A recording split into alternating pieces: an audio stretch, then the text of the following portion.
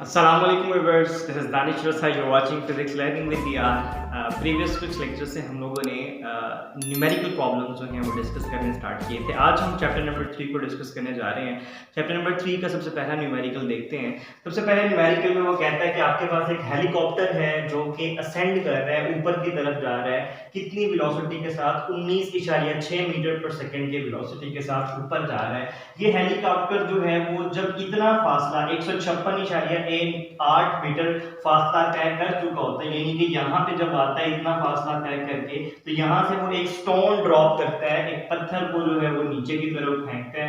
तो आप बताइए जो स्टोन है यहाँ जमीन पे आते हुए कितना टाइम लेगा? सवाल वो आपसे ये पूछ रहा है। तो इसके लिए सबसे पहले यहाँ पे देखें, इनिशियल वेलोसिटी जो कि v1 है वो मैंने पॉजिटिव ली है 19.6 मीटर पर सेकेंड, लेकिन वर्टिकल डिस्टेंस ऑफ स्टोन, अब स्टोन ऊपर देखें ना, स्टोन पहले स्टोन यहाँ से आपका जो प्लेन है, जो हेलीकॉप्टर है वो नीचे से ऊपर जा रहा है, लेकिन जो स्टोन है वो ऊपर से नीचे आ रहा है। तो इसके लिए मैंने जो s डिस्टेंस लिया है वो माइनस लिया है। इसकी वजह क्या है? आसान सी बात है, एक्सिस प्रिंसिपल यहाँ पे लगता है।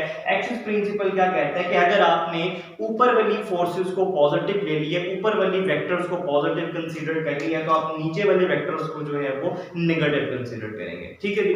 तो आप देखें, तो हमने वेलोसिटी को अगर पॉजिटिव ले ली है तो डिस्टेंस को फिर हम क्या लेंगे? नेगेटिव। क्यों? डिस्टेंस नीचे की तरफ है, स्टोन नीचे की तरफ आ रहा है, तो हमने इस वजह से यहाँ पे नेगेटिव ले ली। अब जब स्टोन नीचे की तरफ आ रहा है तो ग्रेविटी भी हमारे पास जो है वो नीचे की तरफ होगी, लेकिन हम इसके लिहाज से देखें तो हमारे पास ग्रेविटी जी की वैल्यू भी यहाँ पे नेगेटिव होगी। वो क्यों नेगेटिव होगी? क्योंकि हमने इनिशियल वेलोसिटी को पॉजिटिव ले लिया है। तो यही इस क्वेश्चन का थीम है और यही बच्चों को प्रॉब्लम होती है। तो एक्सिस प्रिंसिपल याद रखिए, ऊपर वाली फोर्स अगर आपने नेगेटिव पॉजिटिव ले लिया तो नीचे वाली नेगेटिव होगी। तो हमें टाइम फाइंड आउट करने, इक्वेशन ऑफ मोशन हमने लगाई, s = d/t + ½ gt²। सिंपल है, सिर्फ हमने वैल्यूज पुट की हैं। s -156.8, vit हमें गिवन है, t नहीं दिया हुआ, हाफ g की जगह पे -9.8 t²। इसको सॉल्व किया, ये सारा ऐसे ही रहेगा, इसको इससे डिवाइड किया 4.9 आ गया। यहां से हमने यहां से 4.9 कॉमन लिया तो 4t - t² आ जाएगा। यहाँ पे देखें कॉमन ले लिया तो ये t² रह गया। अब यहाँ से मैंने इस वाले वेक्टर को इससे डिवाइड करवाया तो ये आ गया हमारे पास 4t - t²। इसको सॉल्व करेंगे -32 आ गया, 4t - t²।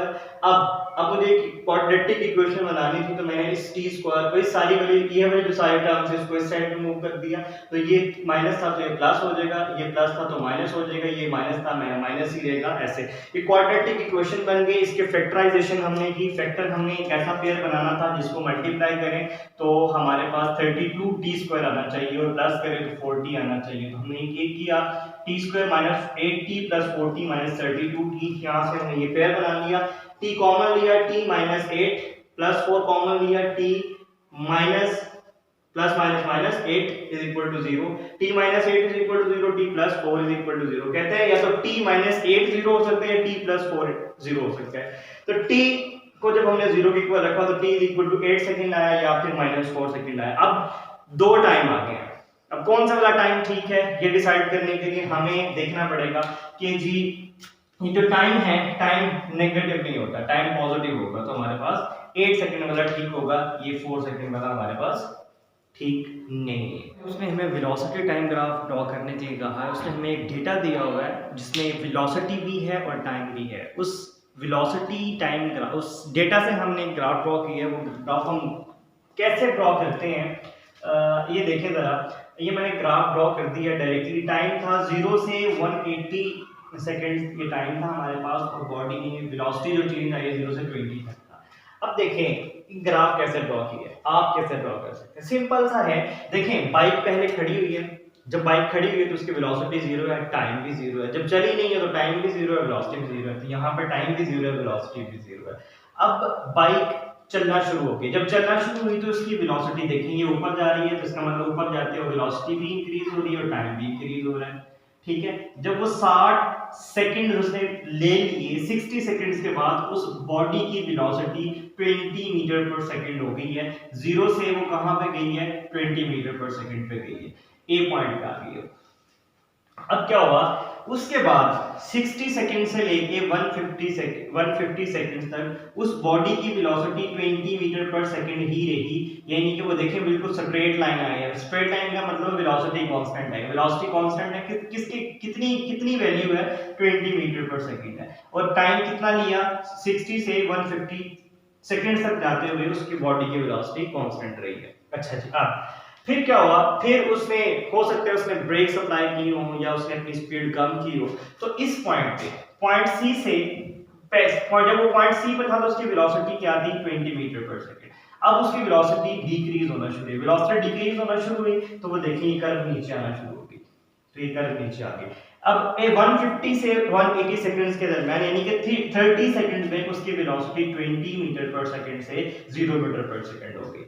ये हमारे पास एक ग्राफ बन रहा है। अब अगर इस ग्राफ में आप देखें तो हमारे पास तीन जो है वो पोर्शन बन रहे हैं, एक ट्राइंगल ये बन रही है, एक रेक्टेंगल ये बन रही है, तो तीसरी ट्राइंगल ये बन रही है। ठीक है जी। अब उसने आपसे कहा क्या है, क्या कैलकुलेट करना है आपने सबसे पहले कैलकुलेट करना है इनिशियल एक्सेलरेशन कैलकुलेट करना है, फिर फाइनल एक्सेलरेशन कैलकुलेट करना है, फिर आपने टोटल डिस्टेंस इस बॉडी ने कितना ट्रैवल किया है यहां से यहां तक जाते हुए वो कैलकुलेट करना है। तो सिंपल है, देखिए इनिशियल एक्सेलरेशन आप कैसे कैलकुलेट कर सकते हैं। हमने पढ़ा था जी एक्सेलरेशन क्या होता है, rate of change of velocity. तो वेलोसिटी में चेंज देख लेते हैं, तो वेलोसिटी में चेंज को कैसे लिखते हैं, vf minus vi upon delta T. vf final velocity, जब बॉडी यहां से चल के यहां पे गई तो फाइनल वेलोसिटी यहां पे आके फाइनल वेलोसिटी क्या होगी बॉडी की 20 मीटर पर सेकंड होगी। तो हमने लिख लिया इनिशियल वेलोसिटी क्या थी 0, इनिशियल वेलोसिटी बॉडी की क्या थी 0 थी, 20 माइनस 0, टाइम कितना लगा 0 से 60, ये देखें इस पॉइंट तक आते हुए 0 से 60 तक तो 60 सेकंड, तो डिवाइड किया 20 बाय 60 0.33 मीटर पर सेकंड स्क्वायर आ गया। फाइनल एक्सेलरेशन की तरफ आते हैं। फाइनल एक्सेलरेशन ये बन रहा है हमारे पास। फाइनल एक्सेलरेशन में भी हमारे पास यही फॉर्मूला लगेगा, final velocity minus initial upon delta T. Final velocity के लिए देखें इस जब बॉडी यहां पे थी तो उस बॉडी की वेलोसिटी कितनी थी 20 मीटर पर सेकंड, ये इनिशियल वेलोसिटी थी। क्यों, इसके बाद बॉडी की वेलोसिटी डिक्रीज हुई है, तो डिक्रीज होने के बाद इनिशियल वेलोसिटी ये थी, फाइनल वेलोसिटी क्या होगी 0 होगी। तो यहां पे फाइनल वेलोसिटी क्या होगी 0 माइनस 20 बटा डेल्टा टी। डेल्टा टी कितना 180 डिग्री, 180 माइनस 150 कितना हो जाएगा 30। इसको सॉल्व किया माइनस 0.67 मीटर पर सेकंड। अब ये जो नेगेटिव साइन आया है, ये नेगेटिव साइन ये शो करता है कि एक्सेलरेशन जो है वो डिक्रीज हो रहा है, जिसको आप रिटार्डेशन भी कहते हैं और डिसेलरेशन भी कहते हैं। तो हमें पता भी चल रहा है कि जी हमारी वेलोसिटी जो है वो डिक्रीज हुई है, वेलोसिटी डिक्रीज हुई है तो एक्सेलरेशन भी नेगेटिव होने का मतलब ये कि ये रिटार्डेशन है।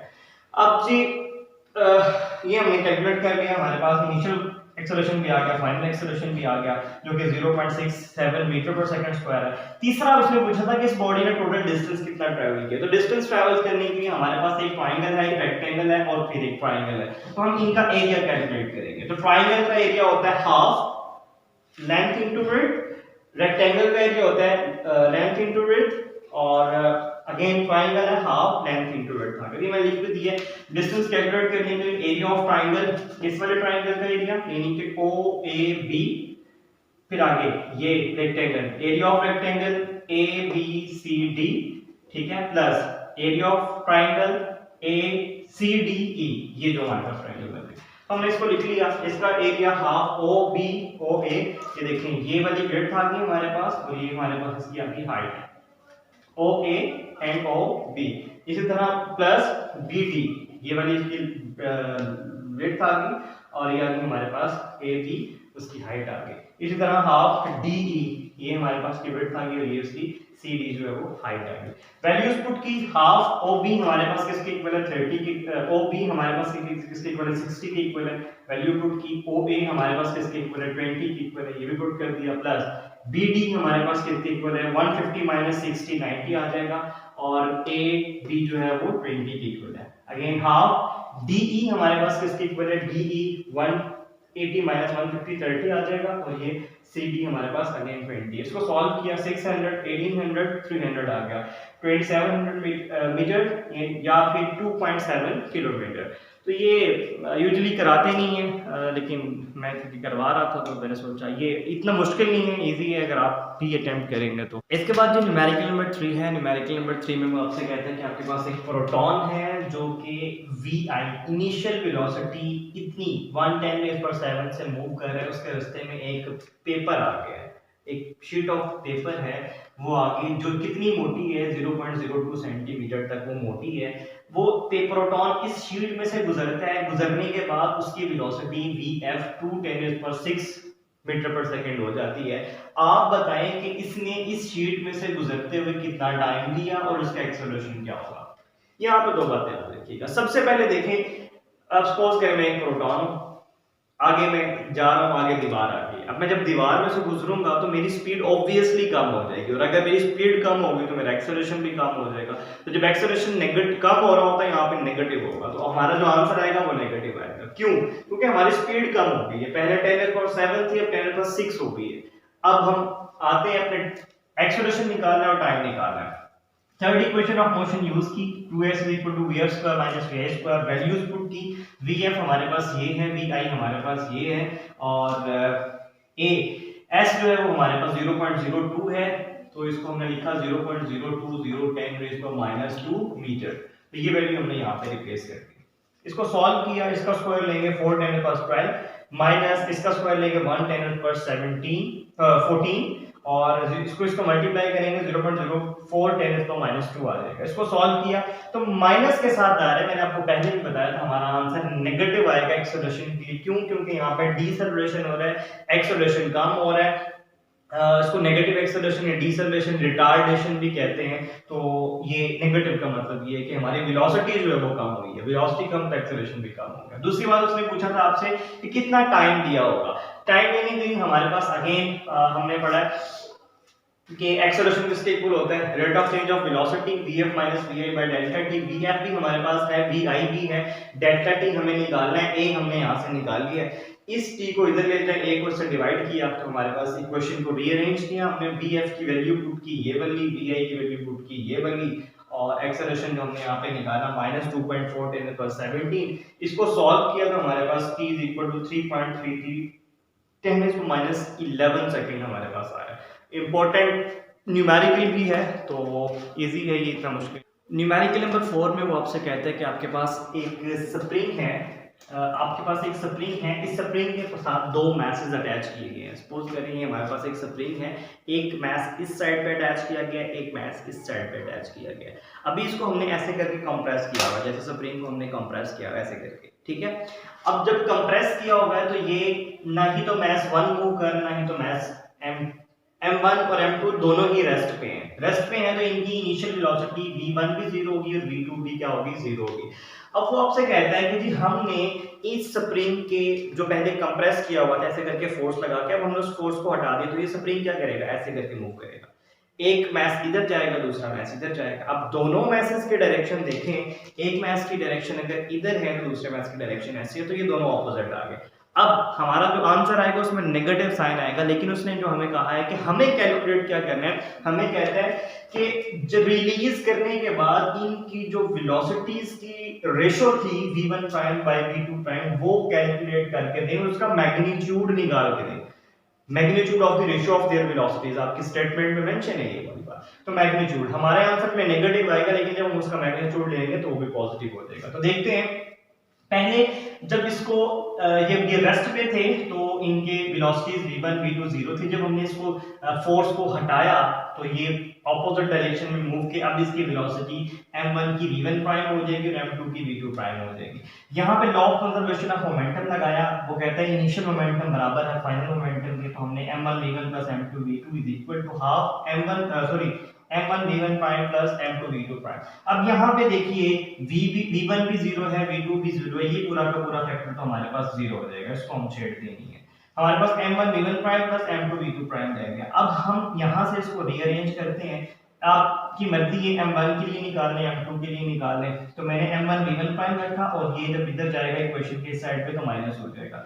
तो मुझे वेलोसिटीज की रेशो निकालनी थी, v1 prime by v2 prime निकालना था। तो ये आप m1 बाय m2 हो जाएगा और ये v2 इधर जाके डिवाइड, v1 इधर जाके डिवाइड हो जाएगा। तो ये देखिए नेगेटिव साइन आ रहा है। ये नेगेटिव साइन सिर्फ एक बात बता रहा है कि जब आपने स्प्रिंग को रिलीज किया तो ये दोनों मैसेज ऑपोजिट डायरेक्शन में मूव करेंगे, इसके अलावा ये और कुछ नहीं बता रहा। लेकिन उसने कहा था कि हमने कहा था कि मैग्नीट्यूड निकाल के, तो हमने देखे मैग्नीट्यूड निकाला, इसका मैग्नीट्यूड लेंगे तो ये क्या हो जाएगा, इसका मैग्नीट्यूड लेंगे, नेगेटिव साइन खत्म हो जाएगा। तो v1 prime by v2 prime is equal to m2 by m1। ठीक है, यहाँ पे मैंने m1 बाय m2 बना, देखिए यहाँ पे v2 ऊपर था, वो आप सिंपल मैथमेटिक्स है, वो आप खुद भी कर सकते हैं। तो ये इंपॉर्टेंट न्यूमेरिकल है और आसान सा न्यूमेरिकल है, इसमें कोई मुश्किल बात नहीं है।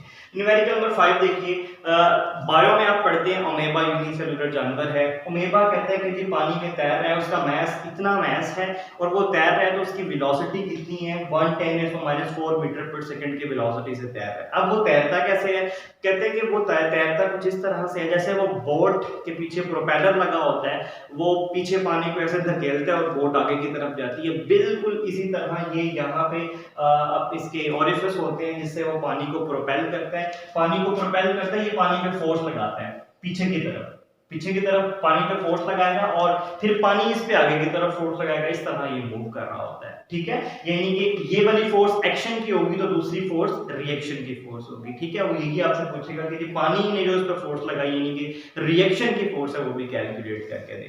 तो उसने आपको ये दिया हुआ है मैस फ्लो पर सेकंड, एक सेकंड में ये कितना पानी जो है वो अपने यहाँ रेयर पार्ट से जो है वो निकाल रहा होता है। पानी ऐसे करके निकालेगा तो ये आगे की तरफ जाएगा ना। ठीक है, तो ये उसने दिया हुआ है मैस फ्लो पर सेकंड। अच्छा, ये बच्चों को ये वाली बात इस सवाल में इंपॉर्टेंट है, ये इंपॉर्टेंट न्यूमेरिकल भी है और यही वाला सवाल पॉइंट जो है वो कंफ्यूज करता है। मुझे कैसे पता चला कि मैस फ्लो पर सेकंड है?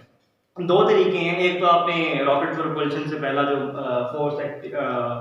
Force acting on a ball, ठीक है, वो आप उस टॉपिक में आप देख सकते हैं, वहां पर आपके रिलेशन आता है। लेकिन अगर आपको ये नहीं पता चल रहा कि ये मैस दिया हुआ है या मैस फ्लो पर सेकंड दिया हुआ तो आप यूनिट देख लें सिंपल। तो यहाँ पे किलोग्राम पर सेकंड है तो मैस फ्लो पर सेकंड दिया हुआ है, तो ये आप ये वाला सिर्फ पॉइंट याद रखना है। फिर उसने कहा कि एक्सेलरेशन बताएं, उन पे लगने वाली फोर्स बताएं। तो सिंपल हमने ये देखे force due to the water flow, हमने चैप्टर नंबर 3 रॉकेट प्रोपल्शन से पहले जो टॉपिक किया था वहां पे ही हमने किया था। तो वहां पे हमने रिलेशन निकाला था, फोर्स बराबर है मैस फ्लो पर सेकंड इनटू वेलोसिटी। तो मैस फ्लो पर सेकंड उसने हमें दे दी है 110⁻13, वेलोसिटी दी है 110⁻⁴, दोनों को सॉल्व किया 110⁻17 न्यूटन हमारा आंसर आ गया। फिर उसने कहा था ये एक्सेलरेशन भी बताएं ओमेगा का, ओमेगा एक्सेलरेशन कह रहा हूं जो फोर्स जो ओमेगा पे लगेगी वो भी बताएं। तो वो सिंपल हम Newton second law F equal to ma से a हमारे हमें कैलकुलेट करना है, f हमने कैलकुलेट कर ली है, मास हमें गिवन है 110⁻12, ये वैल्यूज पुट की, ये ऊपर जाके प्लस माइनस है तो ऊपर जाके प्लस हो जाएगा तो -5 मीटर पर सेकंड स्क्वायर आ जाएगा। तो ये दोनों ही इंपॉर्टेंट लॉन्ग न्यूमेरिकल हैं एग्जाम पॉइंट ऑफ व्यू से और इसमें कोई मुश्किल बात नहीं है। इसमें सिर्फ आपने जो है वो मैस फ्लो पर सेकंड वाला जो पॉइंट है वो